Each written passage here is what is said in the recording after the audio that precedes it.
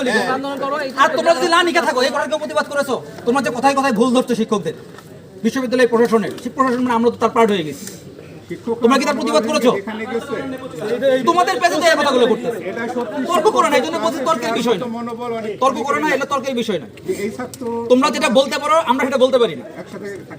আমরা শুনি, তার মধ্যে আমরা তো মানুষ না, এমন তো না। আমাদের কোনো অনুভূতি নাই, আমাদের অনুভূতি শুধু তোমাদেরকে শাসন করা। এই বদল এই চিন্তা তোমাদের মাথায় আসলো কেন? এটা কবে থেকে তোমাদের মাথায় ঢুকলো?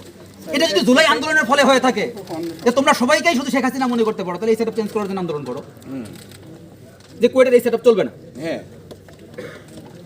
আর তা না হইলে ছাত্র শিক্ষক যদি মনে করো ন্যূনতম যদি চিন্তা ভাবনা থাকে এই শিক্ষা ক্যাম্পাসের স্বার্থ নিয়ে, এই ক্যাম্পাসের ভালো মন্দ নিয়ে, তাহলে গঠনমূলক আলোচনায় আসো।